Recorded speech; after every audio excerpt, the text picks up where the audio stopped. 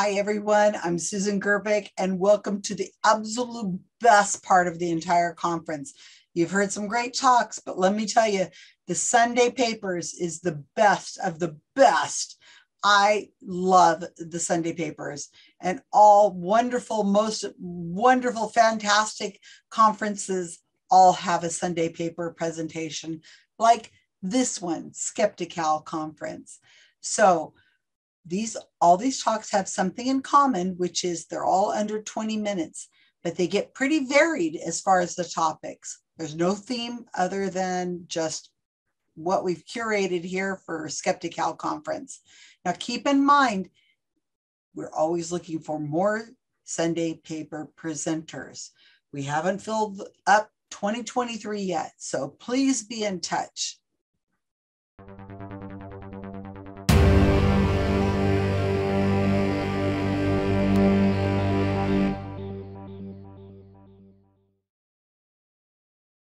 Our next speaker is Abhijit from the Rationable podcast. Now, remember all those wild, crazy, amazing, whoa, out there COVID cures we've heard about? Well, I think that in India, they have just topped all you've ever seen or heard of before. And Abhijit is here to tell us all about it. Thanks, you guys. Have a great time listening to this talk. Hey everyone, I'm Abhijit from BeRationable.com and the Rationable podcast and the Rationable YouTube channel. Thank you very much, Susan Gerbic. Of course, you almost know her.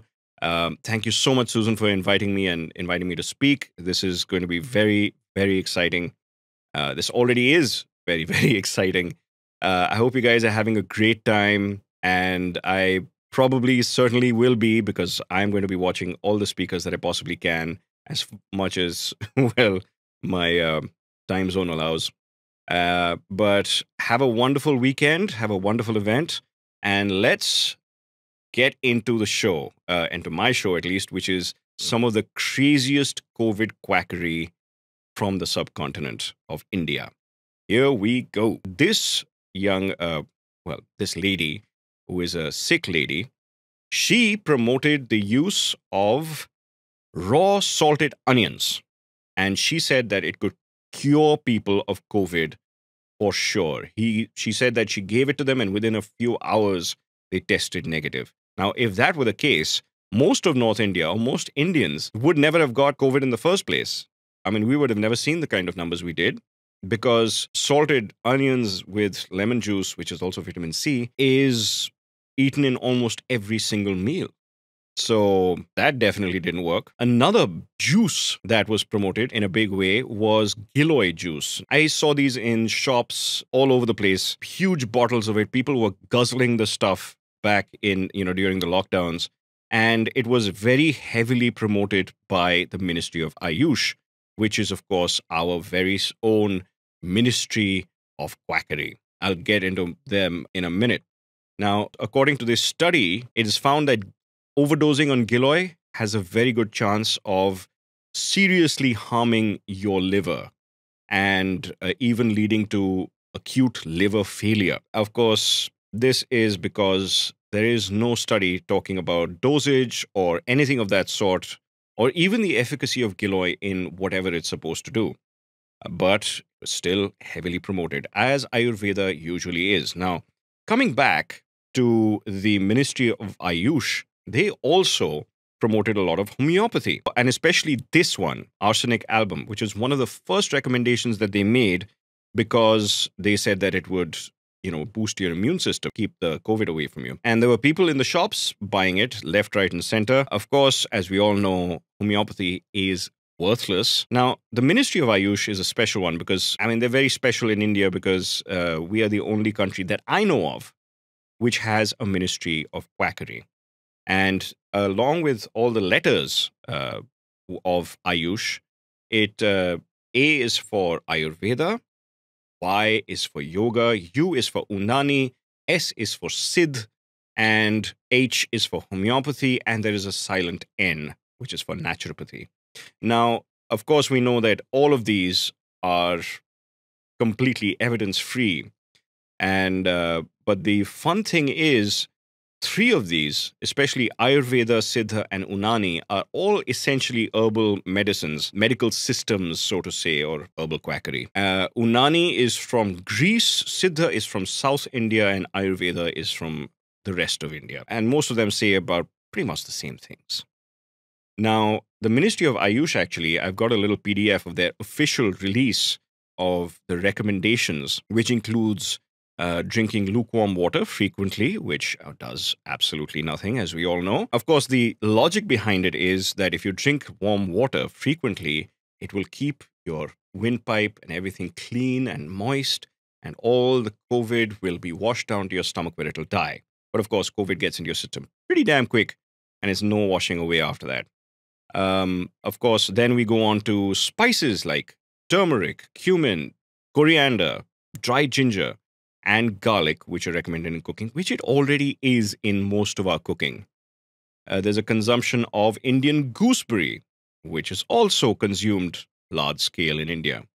There is gargling with warm water with a pinch of turmeric and salt, which again would do nothing. Daily practice of yoga and pranayam and meditation for 30 minutes is advised by the Ministry of Ayush National Clinical Management Protocol for COVID-19 prophylaxis. Yeah, right. And then we have several options which go into Chawanprash, which is an Ayurvedic concoction. It's like this horrible thing that I was made to eat when I was a kid. It tastes rancid, but apparently it's supposed to be good for you. It's got a whole bunch of things mixed into it, and everybody who produces it makes it in a slightly different way. So there's really no consistency and no reliability. But everywhere we look, we see golden milk one after another, which is essentially warm milk with turmeric, which I have been advised myself from family members, which I've never had, obviously, because turmeric is pointless. We go into other things like kada, which is a mixture of an herbal mixture of stuff, which you're just supposed to gulp down along with your golden milk. None of which, of course, has any evidence for it. Plus, we have some very interesting stuff, including nasal sesame oil, coconut oil, cow ghee, or anu tail in both nostrils, morning and evening, and oil pulling therapies, which is brilliant. I mean, they just literally just pulled out whatever they could find and just, threw it onto this sheet of paper for universal recommendations across India. Steam inhalation to be practiced once in a day. And this stuff has gone really all over the place because even frontline workers and cops across the country were doing serial steaming every single day to protect themselves from COVID when they were out in the field, which is absolutely pointless. But fortunately, we have been fighting back. I have written blog posts and, written articles about this sort of stuff myself. And Dr. Sumaya Sheikh and a lot of other science communicators from India and abroad have been fighting the garbage that the Ministry of Ayush has been pushing left, right, and center. Thank goodness for that. At least they've had some pushback. But then, this is the pièce de résistance, if you speak French, sorry. The Corona kit was absolutely genius. It was a 3-part tablet oil and drops of some sort, which was supposed to be an absolute COVID cure. It was launched by Patanjali, which is the brainchild of this orange-clad man called Baba Ramdev, who is a huge yoga proponent in India, and his right-hand man and now multi-billionaire Acharya Balakrishnan, who has been performing yoga next to him pretty much most of their careers. According to Balakrishnan, this simulation was done where the compounds were identified of what can fight the virus and stop its spread in the body. And they had a clinical case study on hundreds of positive patients, and we got 100% favorable results. Now, isn't that amazing? He added that the company is currently conducting controlled clinical trials and will release evidence in less than a week. It took them a hell of a lot longer than that. After taking our medicine, COVID patients recovered in 5 to 14 days and then tested negative. Really? How surprising. I wonder why. And he said that so we can say that the cure for COVID is possible through Ayurveda.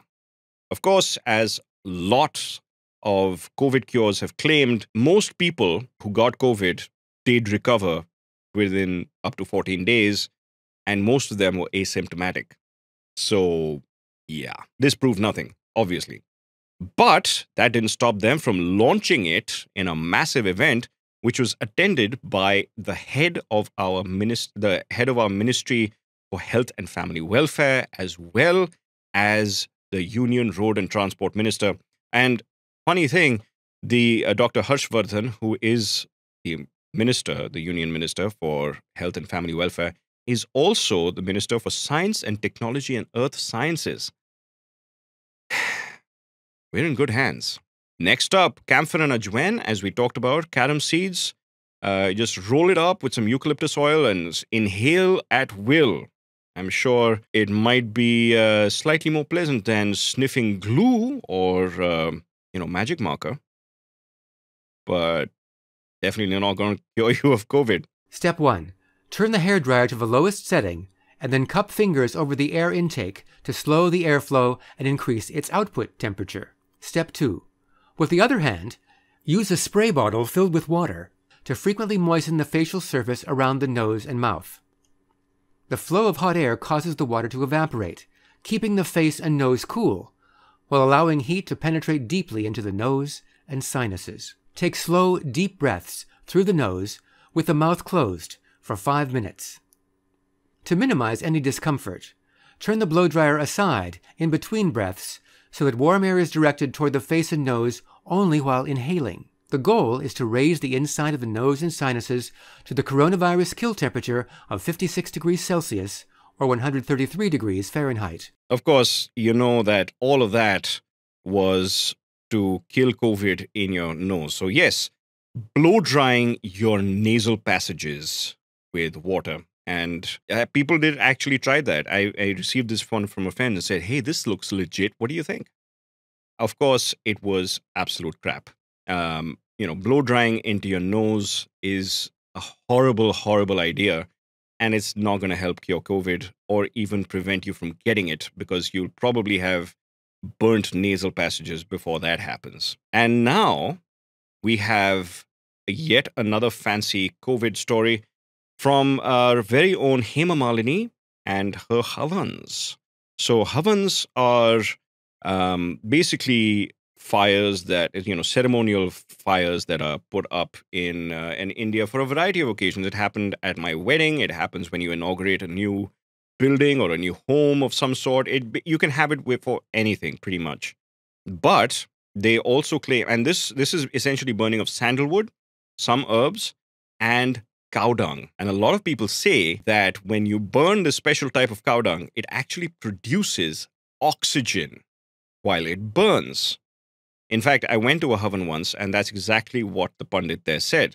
Not only does it produce oxygen, but it's the cows who produce that cow dung also exhale oxygen, which is especially amazing. Also, there was one more story this Pandit actually told me. There are two more stories. One is that when the Bhopal gas tragedy happened, which is probably one of the most horrendous industrial disasters in India and in the world, there was a family who were living near the epicenter, and they used to have havans in their house every day, and it produced enough oxygen for them to survive when everybody else around them died. Yeah. They also told me that the cow dung that they used in the havan is used by NASA. Now, if any one of you in NASA who works in NASA, please, drop me a mail or something.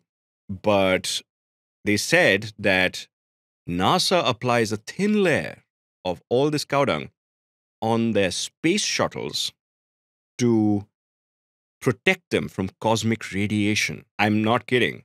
I went to the Science Center in LA and I saw the space shuttle there. And I felt like taking a picture of it and just tweeting, saying, "Hey, I don't see any cow dung. What are you gonna do?" But I refrained from that. I still took pictures of the shuttle though. It was really amazing. But yeah, that's the power of the Havan apparently. And Hema Malini believes in all of that and says that if you have one in your house every day, then you won't get COVID. Plus, on my birthday, actually, just at the beginning of our lockdown, my birthday was on the 22nd of March, and that day in 2020 was the Janta curfew, which is supposed to be a nationwide temporary lockdown between 7 a.m. and 9 p.m. So it was nice, though. We all recovered from our hangovers quite happily. The Prime Minister asked everybody at 5 in the evening for 5 minutes to go out onto your verandas and outside your doors of your home and bang metal plates together.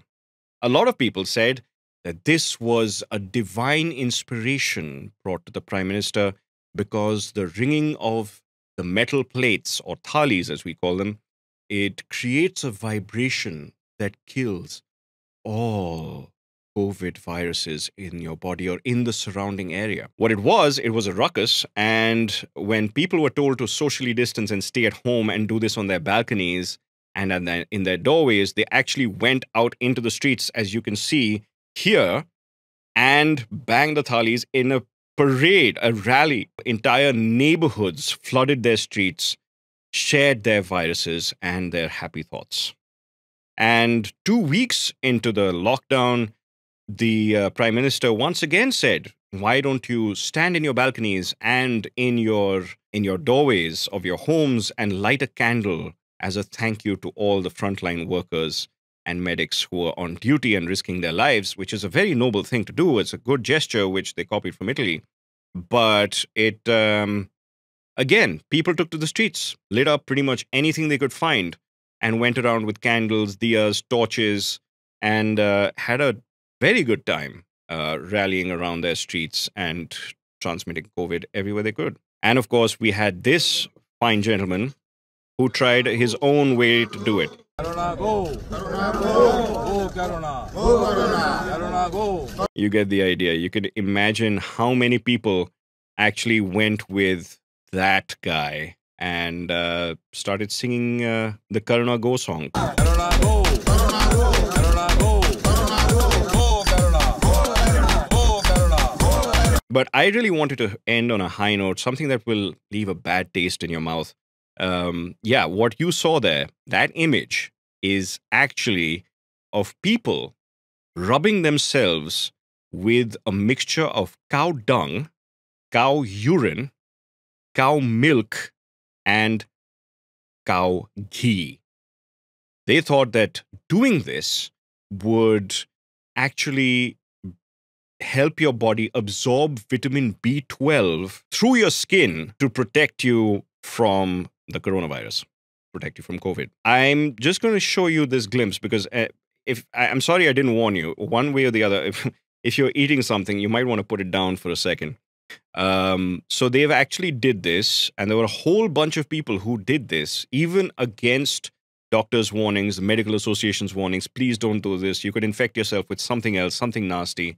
But that didn't stop any of these people from wallowing in cow dung and saying that it would cure corona or prevent them from getting COVID. I mean, why can't you just take a vitamin B supplement? Isn't that a lot better than wallowing in cow shit for like a whole day? Well, that is the kind of batshittery that we have to deal with in the subcontinent. Thank you so much for being here. Thank you so much for watching. I really hope you found my weird and wonderful world of crazy corona quackery from the Indian subcontinent to be a little entertaining. And hopefully what we can take away from this is that we need a lot more science communicators in India. And I'm trying to do my part. There are a few of my peers who are doing a far better job of that too. And seek them out. There's one guy called Science is Dope, who I know personally. Do check out his channel as well. It's really well done, and it's all in English, so it's easy to understand. But help us, support us, help us get India and the rest of the world a little smarter and more rationable every day. So thank you very much for watching. Do visit berationable.com and check out my YouTube channel, which is called Rationable, and the Rationable Podcast, or wherever you get podcasts. Thank you so much. Have a wonderful weekend. Enjoy the shows, enjoy the talks, and I will see you later. Bye.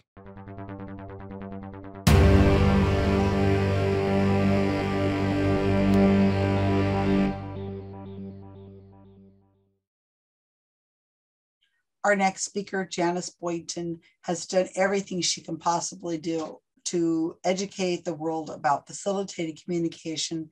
It's a discredited technique that is also known as spelling to communicate or rapid prompting method, and other names it's been called over the years.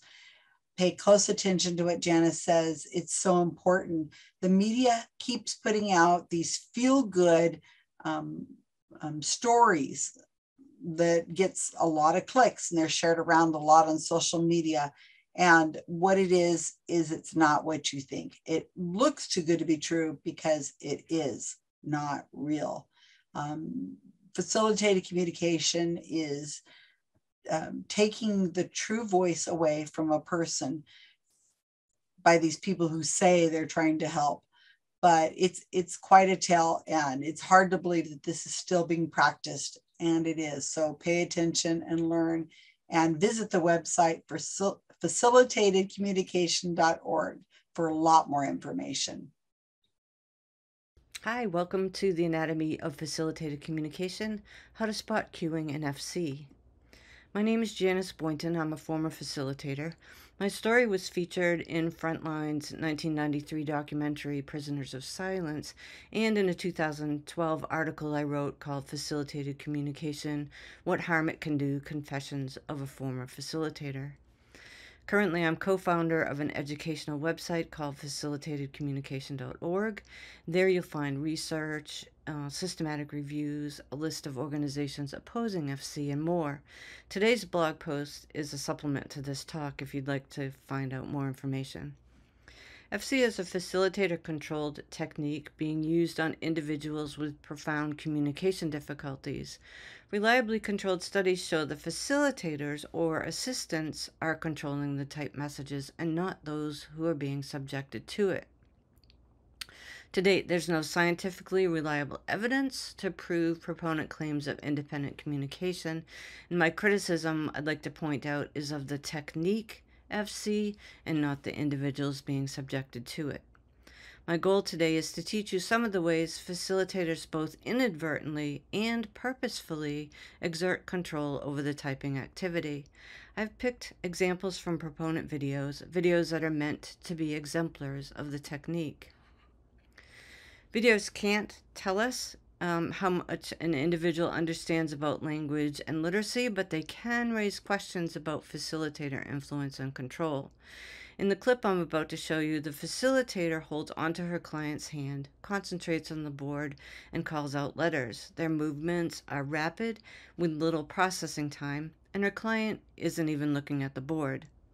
In this case, facilitator cueing is easily detectable, but these cues can become very subtle and barely noticeable unless you're specifically looking for them.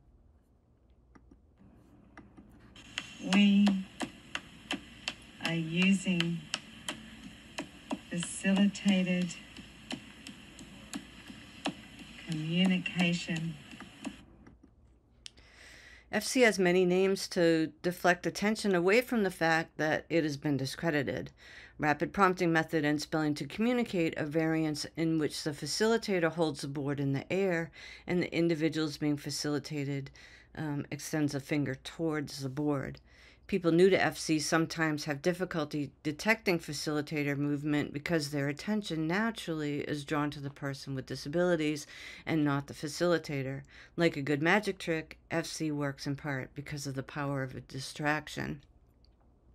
In this clip, the facilitator holds the board in the air and inadvertently moves it back and forth and up and down for more accurate letter selection. The facilitator also signals with her left hand where she'd like her daughter to point. Hand signals positioned within the client's peripheral vision are most associated with spelling to communicate and rapid prompting method or other hands-off type FC to give the illusion of independent communication. I turned off the sound to focus your attention on the facilitator's behavior, but as the two type, Emma says verbally, "Let's go home, no more, no more," while their mother signals her to type, "We could finally tell each other how we felt."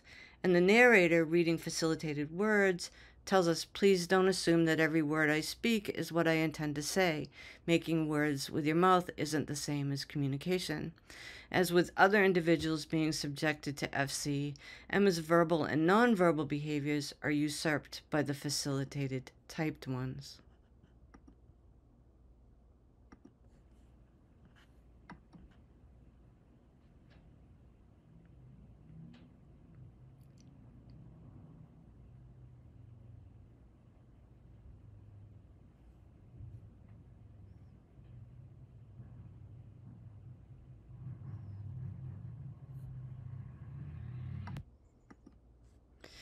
The next clip shows a mother and son pair using a communication device on the table.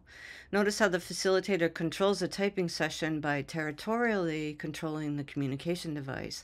She uses verbal and physical cues to tell him when to start.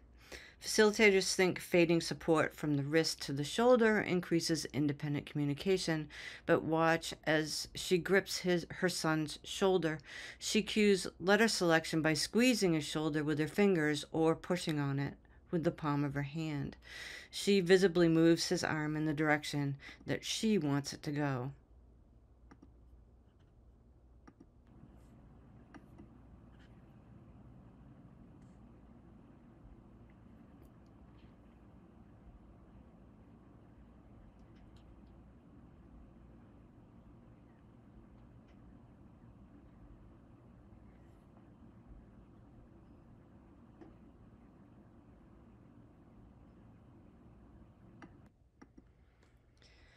The next clip shows the inventor of RPM working with a young woman who is verbal and appears to recognize letters. However, this person's understanding of reading and written language is up for debate. Soma moves the letterboard in the air, verbally cues the young woman, and allows letter selection without eye contact. I'm only playing a short clip, but the woman, physically trapped in the corner of the room, gets more agitated as the session goes on. As is typical of FC, her verbal protestations are ignored. Coincidentally, she talks about Houdini and a magic trick.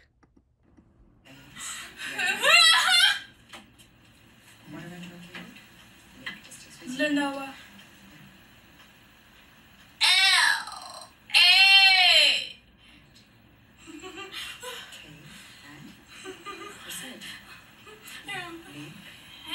Put on its side, the show with Houdini's dancing and magic trick. The next video is a technique called speaking with eyes. In this form of FC, the individual being facilitated is supposedly looking at letters on a board held by a facilitator some distance away. She in turn points to the letter, which the second facilitator reads aloud. The facilitator holding the young man on her lap moves his neck and head. I find it distressing that the young man in this position struggles to breathe.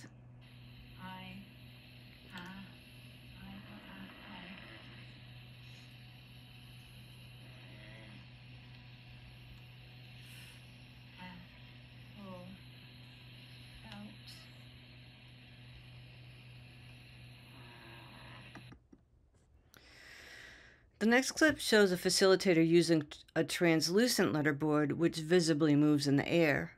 It's highly unlikely the young man typed, "Yes, I do, I love Facebook," as the facilitator claims, since he points to the middle of the letterboard and not to the letters on the edge, like V or B, for instance. Sometimes he points in between letters without a clear selection. The length of the words she calls out does not appear to correspond with the letters he supposedly touched. The man's voice you hear is from the Autism Society, who is moderating the Zoom call.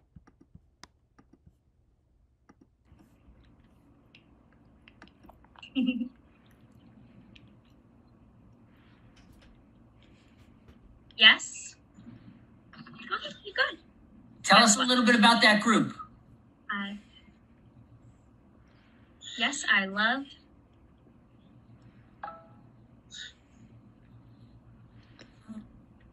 Facebook. I am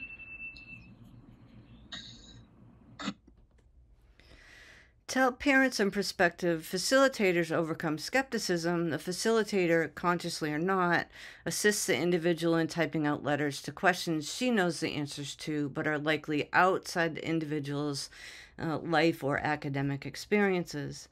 Unexpected literacy skills are explained away by the implausible assertion that the individual learned to read simply by being exposed to books in their environment or internalizing information from snippets of radio or television programs.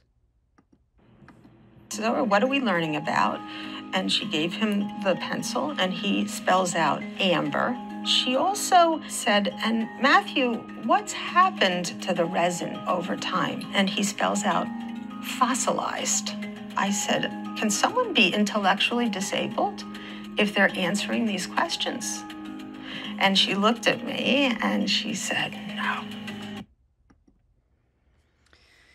In a more recent twist, the facilitator acts as an interpreter. I use the term loosely, as you'll see in the example. The facilitator answers a question from a Q&A. Though she attributes it to her son, he verbally says, no, no, no, and is not moving his mouth when she's saying the words. Facilitators, by the way, share no training or licensing standards with, say, interpreters for the deaf. This example, I believe, is a visual representation of how FC works internally within the facilitator's mind. Okay. So are you going to say it? So anthropology values the insider's perspective and also forces each of us to realize our own perspectives are limited. Increasingly, proponents are claiming that individuals with profound autism and other disabilities are simply locked in and have above average to genius level IQ scores, which can be accessed simply by supporting the individual's arm or having them point to a letterboard with a stick. Once she started communicating, she was reassessed, and she had another psychological examination, and where before she had tested at the 2.5-year level, which is about a 29 IQ for somebody who's 13, she ended up testing 133 IQ. To recap, facilitator control comes in the form of verbal, physical, and auditory cueing. Most likely, this is the result of the ideomotor response, also known as the clever hands effect. These are small muscle movements that aid in letter selection without facilitators realizing the extent to which they are moving the arms of their clients or adjusting the letterboard in the air. But in addition, there's also purposeful cueing, as we've seen with hand movements. Some facilitators admit to cueing and control, but almost always in reference to someone else. Facilitators are taught not to test for authorship and learn early in their training that expressing doubts about FC is viewed by proponents as hate speech. Facilitators, though well-meaning, are defensive about the topic of facilitator cueing. Consciously or not, they try hard to deflect attention away from the topic of authorship.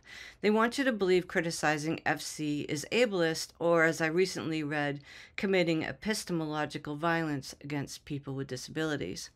But facilitators are making extraordinary claims, and it's up to them to provide evidence that FC-generated messages are not facilitator-controlled. I believe we have an obligation to ask questions and make sure people with disabilities are not being subjected to harmful or pseudoscientific practices. If you see someone moving the board in the air, or it looks like they're moving the client's hand, or if they're typing with one finger and aren't looking, then red flags should be raised. From its inception, facilitated communication in all of its variant forms has a major design flaw. Proponents don't like to think of this, so much so they purposefully do not test for facilitator cueing. They want critics to take claims of authorship on faith.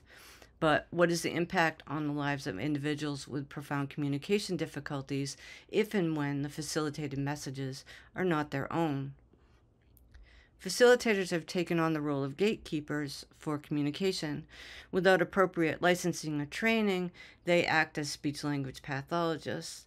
Disturbingly, some SLPs also ignore their organization's positions against FC, that's ASHA, deciding which communications exhibited by their clients are quote-unquote valid and which are not. Generally, they take the facilitated messages as fact and downplay or ignore their clients' verbal and nonverbal communication. In their efforts to give their clients a voice, they're doing just the opposite. The spring, Rollins College, UC Berkeley, and Harvard Extension School just graduated students with a history of FC use. One is headed to Vanderbilt University to get a PhD in neuroscience. But who completed the coursework? The student or the facilitator? When pre-programmed answers are used in class, who typed the messages?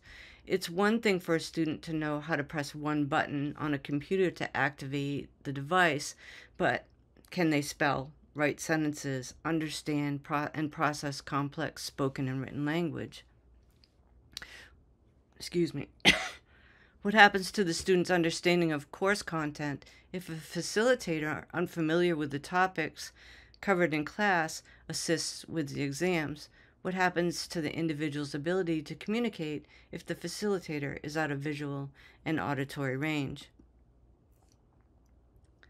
False allegations of abuse and facilitated crimes continue. They do not always make it to the newspapers, but we've responded to 3 such instances in the past 2 years. The number may not seem high, but the emotional and financial toll this takes on individuals and their families is significant, traumatic, and long-lasting. FC is an issue that causes people to shake their heads in disbelief when they hear about it, at least for people familiar with either autism or the ideomotor effect, but carries with it a lot of emotion and political pressure that often keeps people from speaking out.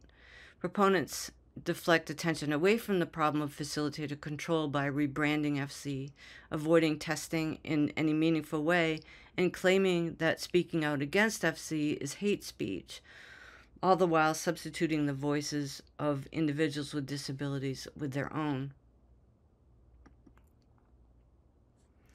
For over 30 years, proponents have been making extraordinary claims, saying they don't have time to wait for slow, systematic process of double-blind testing.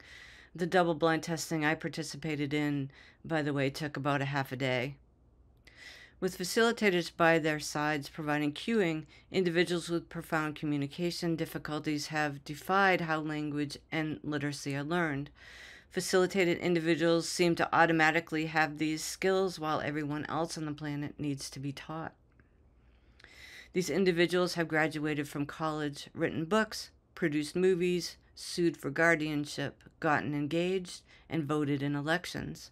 All these activities were seemingly unattainable until the introduction of FC and a facilitator promising individuals with disabilities and their parents something evidence-based measures could not.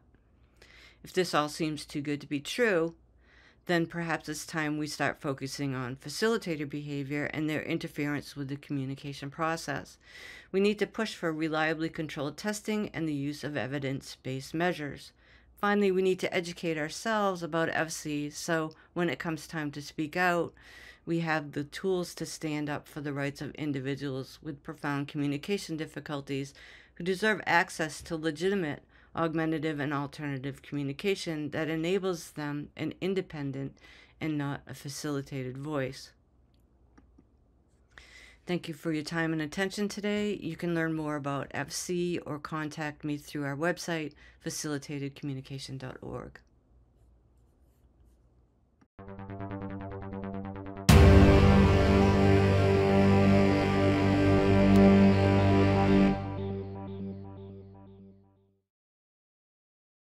Hi, everyone. I'd like to introduce you to our next speaker, who is Joel from the Sacramento Area Skeptics. This is a talk that Jay Diamond thought might be interesting to the crowd here at the Sunday Papers, And he was absolutely right. So enjoy. Hello, everybody. My name is Joel Samant. I am a member of the Sacramento Skeptics, and I'm also on the 2022 Skeptical. Hazel, sorry, my doggy. I'm also on the 2022 Skeptical Conference Committee. I'm also a person with blindness, and that's going to be what my talk is about. My Sunday paper is entitled Seeing is Believing, My Adventures Stumbling Through a Darkening World, Forays into Shady Cures and the Illuminating Future for People with Blindness. So for you non-visual typicals, which are the people that can't see, I'm going to describe myself briefly. I am a latest middle-aged mixed-race gentleman, tanned, brown hair, slightly graying. Hopefully it makes me look distinguished and gives me gravitas. We'll see. And I'm sitting in a chair, and I'm wearing I believe a blue button-up shirt. So let's see, you know what, we'll get started now. So in the words of the great Willy Wonka, so much time, so little to do. Strike that, reverse it. So picture yourself standing on a corner. It's a very, very busy intersection. Cars are going everywhere. You're blindfolded, and you can't remove your blindfold. You have a task, which is to get to the other side of the street. The problem is you don't know how wide the street is. You don't even really know which way you're pointed.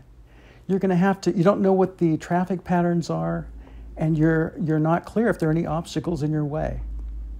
Now, if you don't think that's scary, then you're a lot braver than I am. That was the situation I was in just about 10 years ago. And no, that's not some way to lessen the number of blind people. That's actually a very common part of some training that I was receiving called mobility and orientation. Mobility and orientation.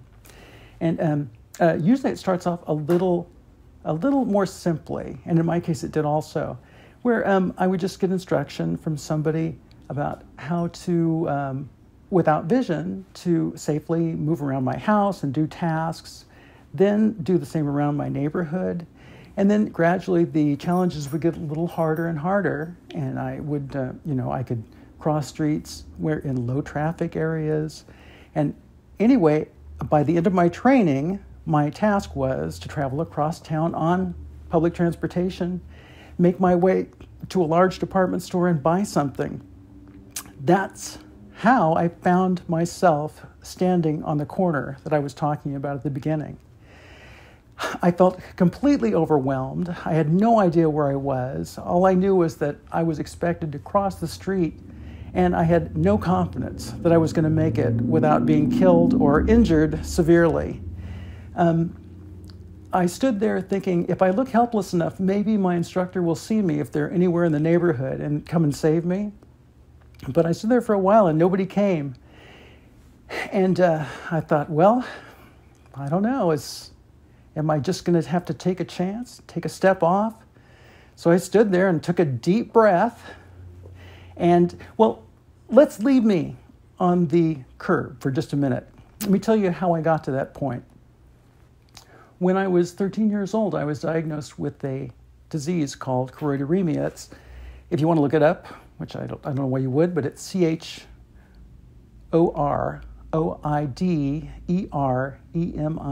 choroideremia. And it's a disease that causes the progressive deterioration of the retinal epithalamus. And in short, that just means that I would gradually go blind. Now, since I was 13, when I got that information, I listened very carefully, and then I made some plans about how I would, arrange the rest of my life around, working around that diagnosis. No, that's a lie. That's not at all what I did. What I did was I was 13, so I paid no attention whatsoever, and I pretended as though it was never going to happen. Basically, I immediately went into denial and forgot all about it. So, and I thought, as a 13-year-old, you think, I mean, what could possibly happen after you're 30 anyway? So it didn't really matter. Anyway, so I lived life. Everything went smoothly. Then in my 30s, I noticed that I began to lose my vision in dim light. I couldn't see the way that other people could see. I really was not the person you wanted coming at you in a dark theater with me juggling a big vat of popcorn and a Diet Coke. It was not going to be good if I got to you. So over time, I lost the ability to drive at night, then to drive at all, then to ride a bike, then to even jog on the street. It was too dangerous. Then I lost the ability to easily read a computer screen or a written text. And I had to come to terms with the fact that I was blind. There was no getting around it. At the urging of my family and friends, I started carrying a cane, but I was reluctant to do that. I felt like I was giving up at that point. But I learned something very interesting. When I carried my cane around, I was no longer that creepy stalker that looked like they were on drugs and stood too close to you, in a crowd. That people could see that my vision was impaired, and they were helpful and accommodating and patient. It completely changed my life. So after a while, I thought, well, rather than just carry around this cane for other people, why don't I get some training and learn how to use it? And that's how I wound up on that corner, getting ready to cross the street. Now, I know what you're thinking. You're thinking, yeah, that's very fine. That's, the stories about your life. But what we really need, we're really smart. What we need is some random statistics that will numb our minds that we can easily forget. So I won't disappoint you. According to the CDC website, about 26% of Americans have a disability. That's a lot of people. And if you consider just the people over 65, it goes up to 40%. 40% of people in the U.S. have a disability. Now, the number's smaller for the blind, so 4.6% of people are blind. That's still about 1 in 22. It's a lot of people. And one of the most troubling facts that I found when I was doing my research is that the unemployment rate for blind people usually runs about double what it is for the national average. So I hope that'll satisfy your craving for statistics. But I know another thing you're thinking. You're thinking, well, those numbers don't sound good. But what does that have to do with me? I'm strong like bull. But I have some scary news for you, and that is a disability or even blindness is not always something you're born with. That you know how in mafia movies, the mafia boss will say at some point in the movie, it would be a shame if you had some sort of unfortunate accident. Oh, by the way, any similarity to real mafia bosses, living or dead, is purely coincidental, and the characters in this portrayal are fictional. You don't have to be on the run from the mafia, or even a character in the 1940s to have an accident. You can have an accident for almost no reason. I have two friends that recently, perfectly healthy people. One found herself in a wheelchair, getting out of the bathtub, like tore a meniscus, and had to use a wheelchair. The other was doing something very dangerous, like opening a cardboard box, but actually stabbed herself in the eye and had to quit driving for a while. And these are people that had absolutely no hint of disability whatsoever. I started thinking to myself, I wonder where my own ideas of what it was like to have a disability came from. And I think for me, I think they probably came from pop culture, because I can remember watching TV shows, and on the TV show there would be the blind beggar with a tin cup, asking for change. I mean, just a horrible image. I remember seeing The Miracle Worker, where it's a positive story, but I can remember Patty Duke Austin playing young Helen Keller, lunging and flailing about, kind of very animalistically. So kind of a frightening image of somebody who can't see. And then there's, on the other hand, there are the people that are almost superhuman. The TV show Kung Fu, and I remember there was a martial arts expert that was blind. You could tell because they had no pupils. But he could do anything any of the other teachers could do, even better. And then there were musical virtuosos that we know of that are sightless, like Jose Feliciano, you may not know, sang Feliz Navidad, Ray Charles, Stevie Wonder. Now, this is a skeptical conference, so I think I'm practically contractually obligated to say something about alternative medicine.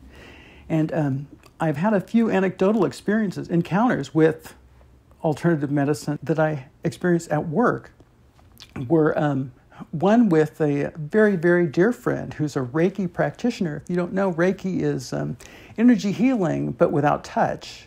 So it can be at a distance, anywhere from a few inches to much longer. I don't know what the maximum is, but he tried to give me an energy treatment with my eyes, and he was working very, very hard. And when he finished, I sprang up and I said, "Oh my God, I can see!"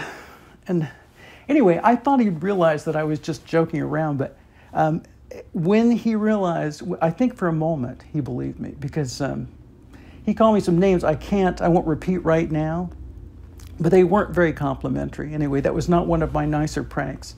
And one of my most memorable encounters that had to do with alternative medicine and my vision was also at work. When I was headed to my cube one morning, and I passed a woman in the hallway that I'd known for many, many years, and for some reason, she grabbed me by the shoulder, and she tried to exorcise the blindness out of me. I was shocked that this happened. There was nobody else around. I don't know what caused her to do that. I guess she was just moved to do it. She did give herself an out. She said that in order for that exorcism to work, I would have to have complete faith that was going to. And as an atheist, I'm pretty lacking in that department. So as far as alternative medicine and blindness, so far I'm not doing very well in that department. I guess I'll have to stick with plain old, ordinary, effective Western medicine, at least for now. And then that brings us to like the last part of my subtitle, and that is the illuminating future for people with blindness. Let's say, in some ways, there has never been a better time or place for the disabled, and in particular the blind. I hear from time to time about stem cell treatments for diseases very similar to mine. Now, unfortunately, they're still experimental, so they may not benefit me, but they could well benefit people that come after me that have the same disease. It'd be great if this wasn't around in 50 years. Also now, at least in the U.S., we have legislation like the ADA, the Americans with Disabilities Act, that makes it illegal for somebody to discriminate against somebody who's disabled or blind simply because they have a disability, if they're a qualified applicant and they can do the job. I'm very grateful for that. I think possibly without that, and the hard work of software developers that make accessible software for my computer and phone, I could be in that situation of not being able to work. I'm very grateful to be there. So in a way, now is a very promising time. We can look ahead with some optimism, I think. Now, we'll jump cut back to the very beginning of my story, back to that terrifying curb. And I was sure that I was not going to make it across. And as I stood there, and nobody came to help me, a strange thing happened. With my eyes not seeing anything, the sounds started to make sense to me. I began to kind of plot out in my mind where the corners were, where I was in relation to the street, the direction that I had to go, how far it was, begin to hear the patterns of the traffic. And then came a time when I could hear the light change by the way the idling engine started up of the cars that were going in my direction, and I knew it was time for me to give it a try.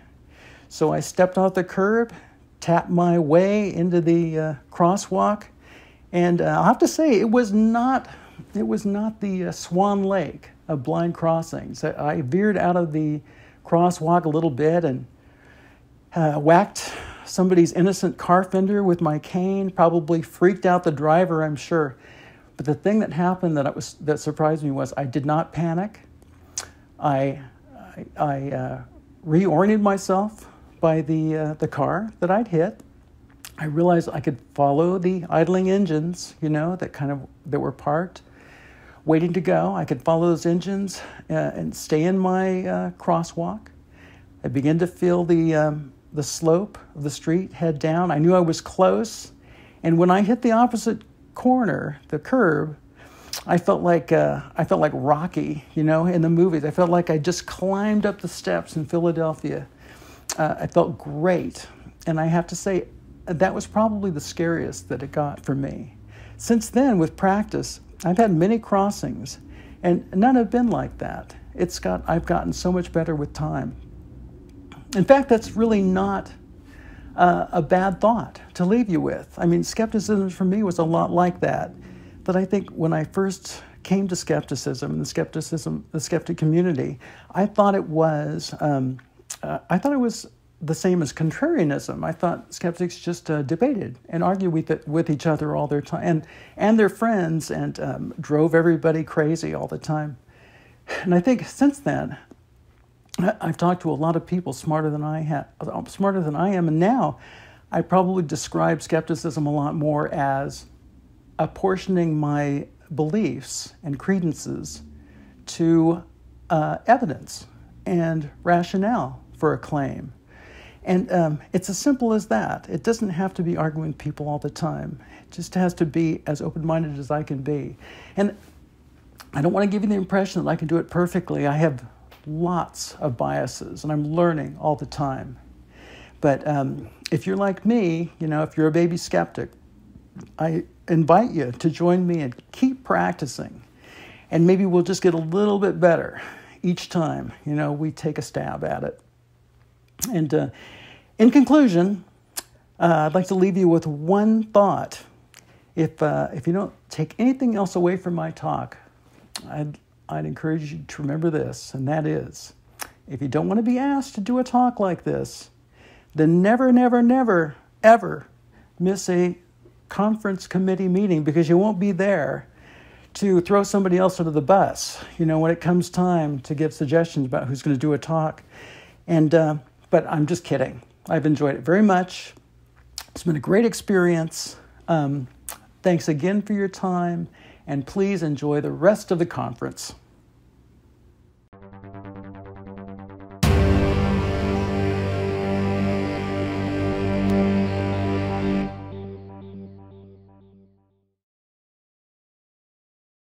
Our next speaker is Linda Rosa from the great state of Colorado. Linda has been in the trenches for years fighting against medical quackery and continues to do so. The story she's going to tell us today is quite depressing. Hard to believe that it's still happening, but it is. And we need to know and learn from her experiences. So pay attention and learn a lot. And like me, learn from Linda Rosa. She's got a lot to teach us. Well, hello, fellow skeptics. This is Linda Rosa.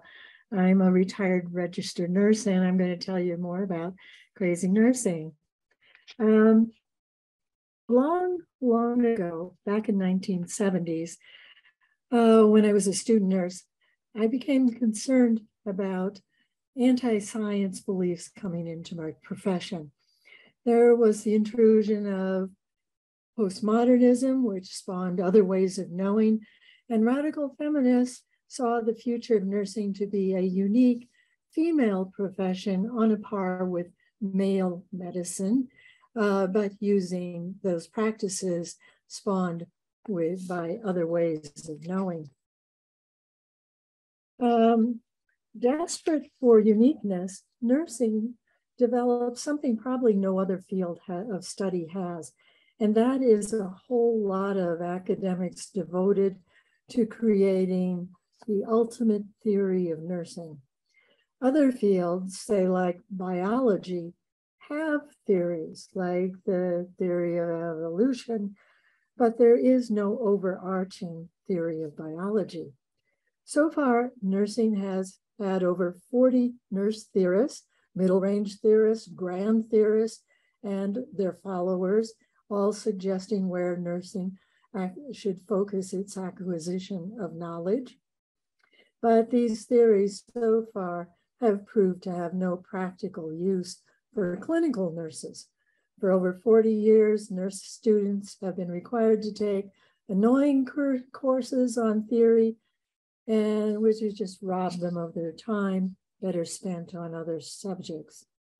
I do have a favorite nurse theorist, and this fellow developed the theory that nurses don't need a theory of nursing.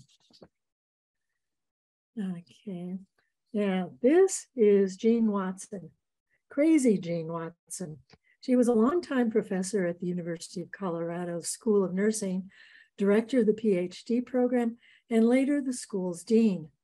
While she had boasted of having a goddess candle burning 24/7 in her office, she established the Center of Human Caring at the school. This taught HIV patients and the elderly how to do therapeutic touch on themselves and risky holotropic breath work. To show you where all this wackiness can get you, Watson moved on from CU to become president of the National League of Nursing and was later declared a living legend in nursing. In 2008, she founded Watson's Caring Science Institute in Boulder. What is special about Watson's crackpot theory of nursing, there are several, is that it has escaped academia and found a purchase in hospitals. Watson's Institute promotes her theory of human caring.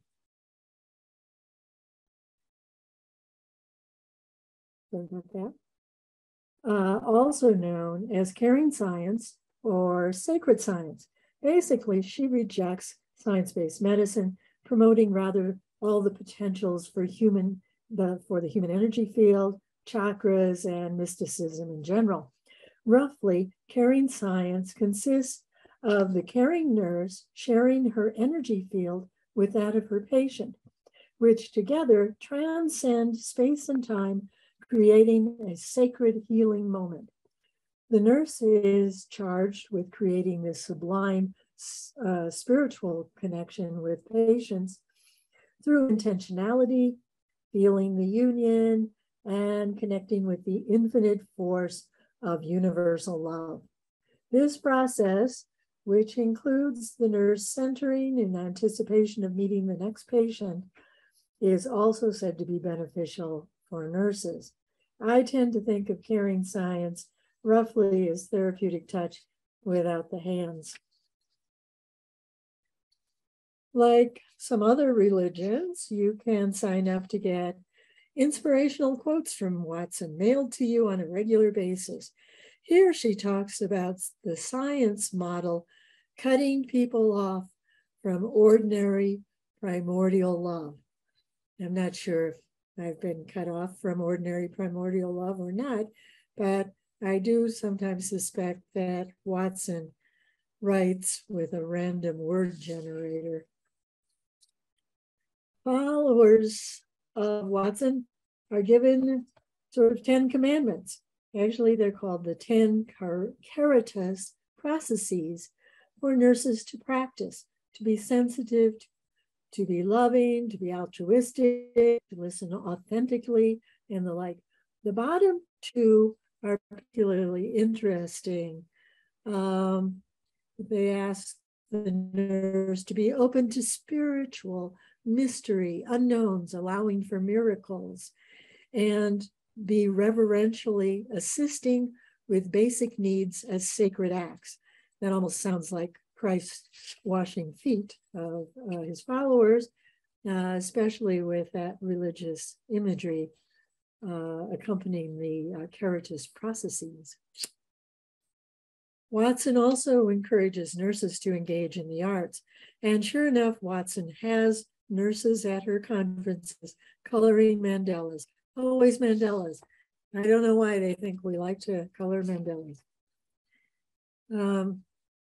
I find it hard to imagine, but the University of Colorado Medical School and Hospital, a public institution, has invited Watson's overtly religious program to locate on its campus. And the School of Nursing has started a PhD track focusing entirely on Watson's theory of caring science.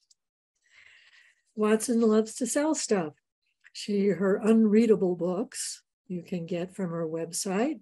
She holds conferences in exotic locales and sells expensive classes certifying people as Caritas coaches.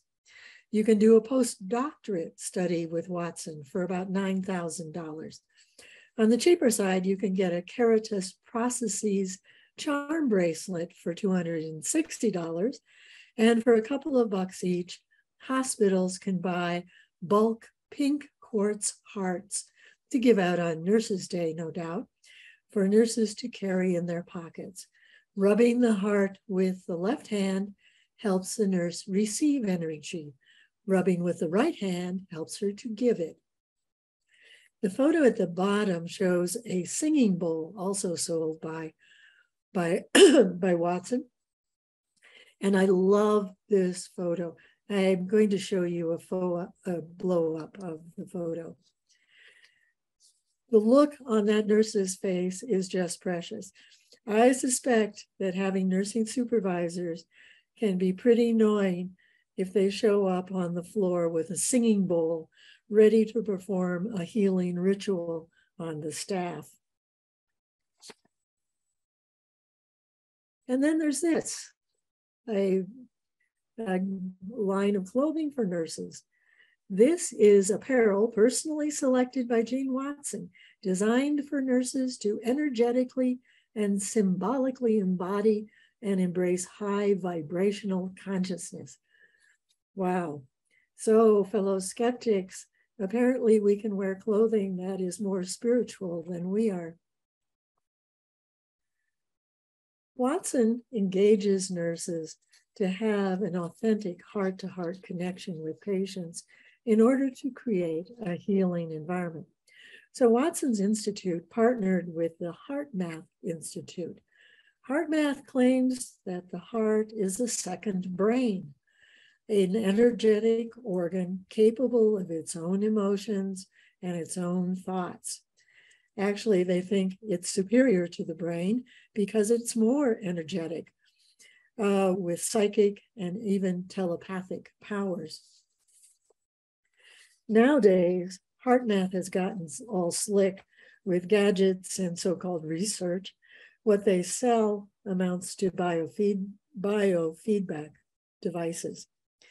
They lecture to corporations, schools, police, hospitals, and even preschools about achieving wellness by concentrating on the heart, connecting to the heart, breathing through the heart, and even achieving something they call heart coherence, which is pretty meaningless in medical terms.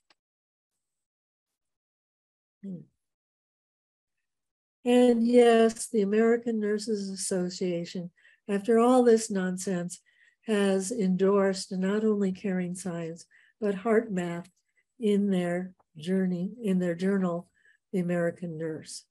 They call it a match made in heaven.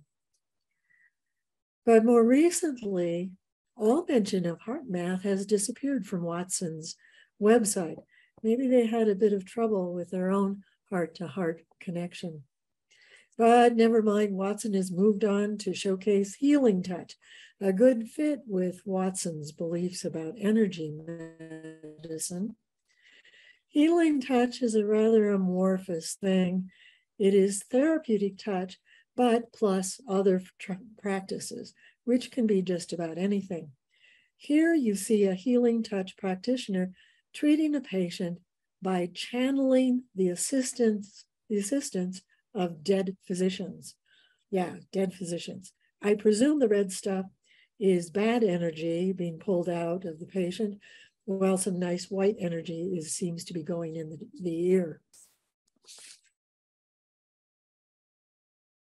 Labels diagnosed among a host of medical and emotional conditions. They say they can detect if a person has an addiction and what they are addicted to. Note in the lower right-hand corner ahead, and that aura says cocaine user. Now, Healing Touch has loads of illustrations for diagnosing auras, and I had to show you my favorite. This is a man who is beside himself. So who would be idiotic enough to put Watson's Caring Science program into their hospital nursing department? Well, it's a disheartening and unbelievable list.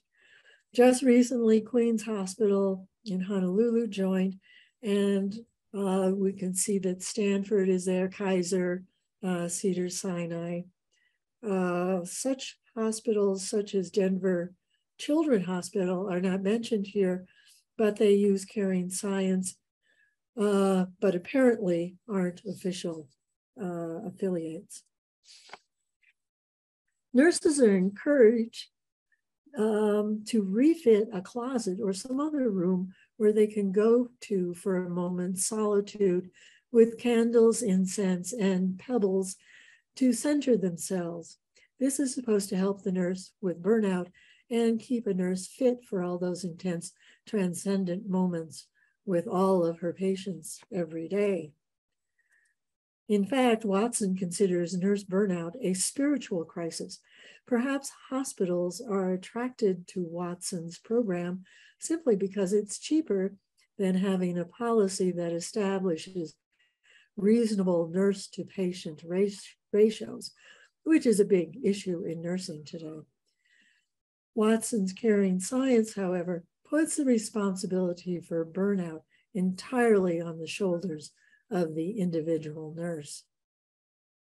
That nurse is told that she is required to surrender her ego and to practice Watson's copyrighted 7 sacred sutras. Okay. So silence, simplicity, sacred service, surrender of the self, and sacrifice. What does that sound like to you? Sounds absolutely medieval to me.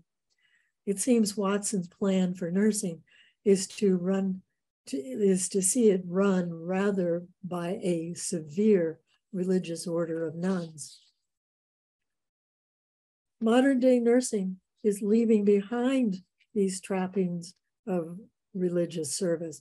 And most workaday nurses today want to be skill-based and knowledgeable. Over 100 years ago, medical education in the US went through a paradigm shift when it adopted science-based medicine. A lot of nursing academia today could use such a revolution. And by the way, these nursing caps are called dignities. Every school has their own design. They're all silly, they're all impractical, but the ones in this photo must take the cake. As for caring in nursing, that's not actually such a good idea. For the most part, caring is an intense thing and may cloud judgment.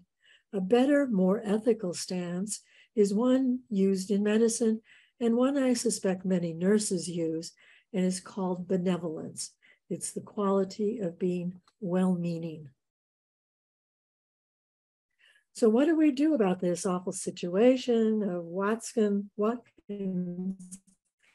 theory of nurses caring?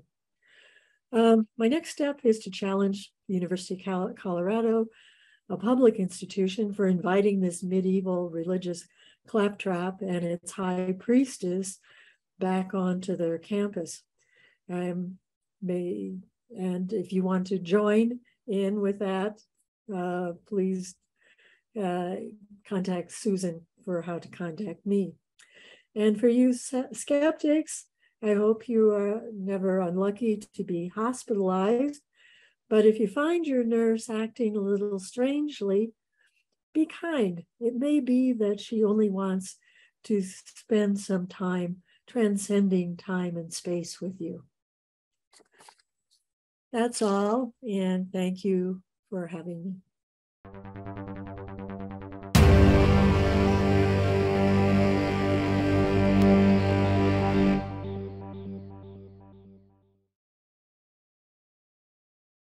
Anyone who has not met our next speaker, Brian Ego, wow, whatever, you will find is amazing. You're going to be in for quite a treat to listen to this talk. When you meet Brian Ego, you will find how much you've missed. You can sometimes find him on filling in for one of the podcasters on the European Skeptic podcast. That's The Real ESP. Or you might meet him at QED. From time to time, he might show up there, and as well find him in Scotland. So if you do run into Brian well, if you find him, make sure you treat him to a drink of his choice. It will be well worth it. Thanks, and have a great time listening to Brian. Hi there. My name is Brian Ego, and I'm the evil overlord of Glasgow Skeptics. Now, for you, it's a Sunday morning at a Skeptics conference. So even though I'm pre-recording this, I had a good few cans last night, so that my head is nice and sore this morning, just for solidarity. You're welcome. Now, I took over running Glasgow Skeptics back in 2015, when the group's founder very inconsiderately got himself a great job in London with Humanist UK. Splitter. That meant either the group would die or I'd have to step up, which I duly did. I've got over 150 face-to-face talks under my belt since then, plus a bundle of other special events and activities. So I'd like to think I've got a reasonable amount of insight into what it takes to run a successful group. However, I made lots of mistakes along the way, but I've done that so that you don't have to. You're welcome again. So with that in mind, here is my top 10 list of things not to do when running a skeptics group. Here goes. Number 10, don't be an island. As awesome as you probably are, you cannot do this on your own. I have got a crack team of evil henchpersons to help me run the group, and they have saved me multiple times when life stuff has got in the way for me. I've also leaned heavily on other skeptics groups, most notably our closest neighbours over in Edinburgh, sharing speakers, travel expenses, cross-promotion, etc. The wider networks of skeptics group have been great too. More on that later. But we've also teamed with other organisations like Scottish Secular Society, Scottish Humanists, Sense About Science, to name a few. Local academic institutions as well, of course.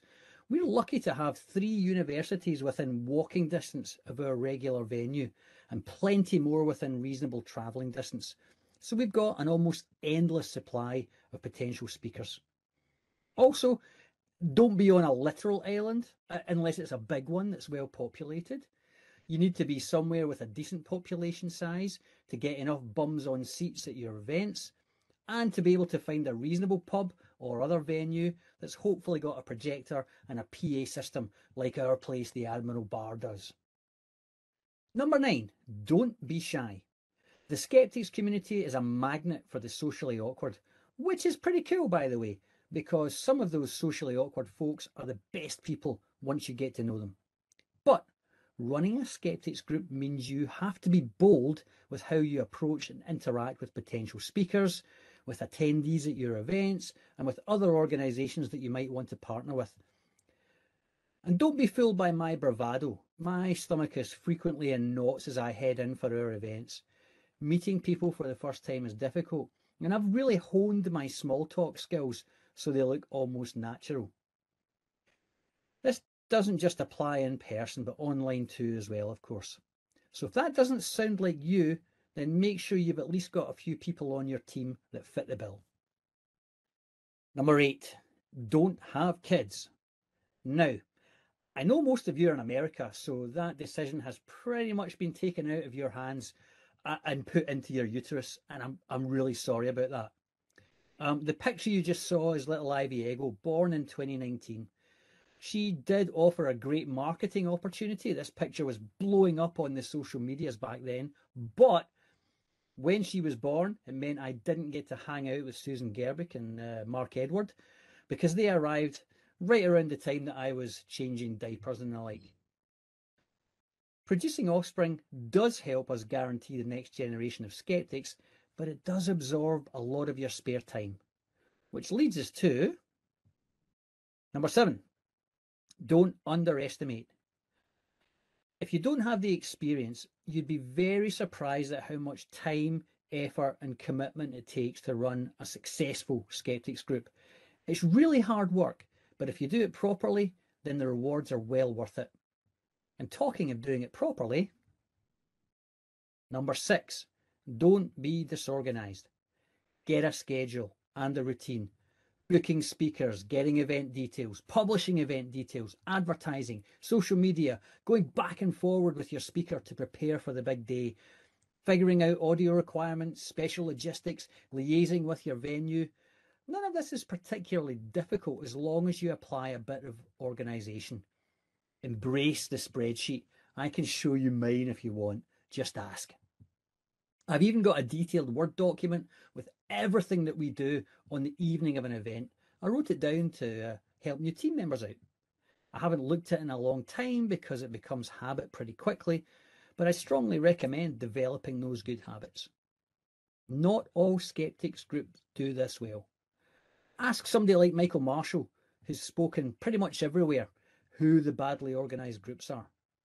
He won't tell you because he's way too polite for that sort of thing, but his poker face is terrible.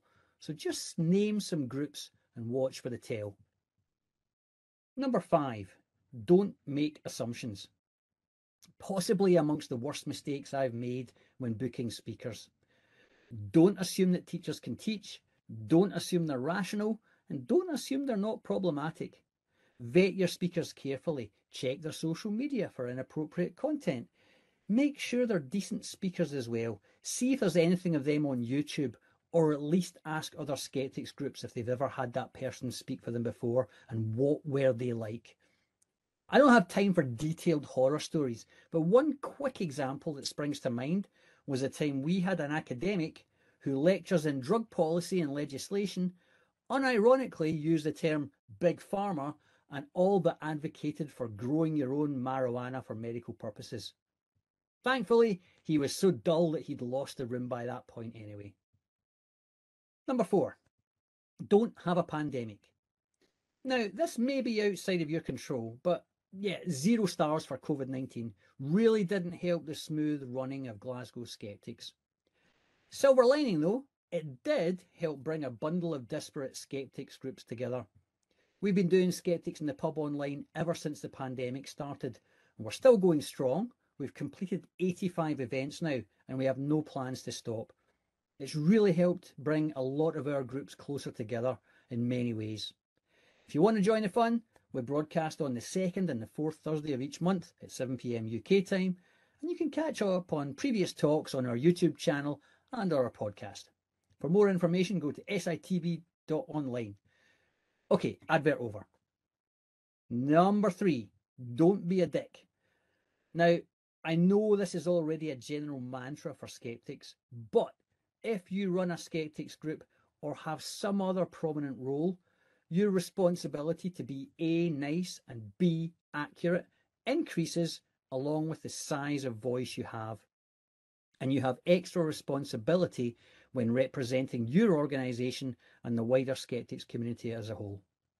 You will not be surprised to hear that a fair amount of stupid stuff has come out of this mouth, for which I have many regrets. And it's a continuous battle for me to keep my snarkiness at bay. So please proceed with caution. Number 2, don't start a skeptics group. I might have scared you off already. Getting a group started is incredibly difficult, and keeping it going is harder. I've already spoken about the requirements of time management, organisation, personality, and supportive team members. Don't worry if you're not up for it though. There's so many other ways to get involved in this amazing community. Perhaps volunteer for an amazing initiative like Guerrilla Skeptics on Wikipedia, or volunteer for an existing skeptics group. If you want to become one of my evil hench persons at Glasgow Skeptics, I've got plenty of online stuff I could delegate to you. You could even help out with Skeptics in the Pub online, or maybe start a YouTube channel or TikTok. Don't start a podcast though, we've got more than enough. Too many, in fact. In fact, if you really don't want to run a skeptics group, then why not make it your personal mission to try and close down a bundle of superfluous podcasts? The world would thank you. Last but not least, number 1, don't forget to enjoy yourself. Some of my content might fool you into thinking I don't like what I'm doing. This is not the case. I consistently get to hang out with people who are nicer and more intelligent than me. I've had way more good events than bad ones. I've made some amazing friends. It's given me lots of opportunities too.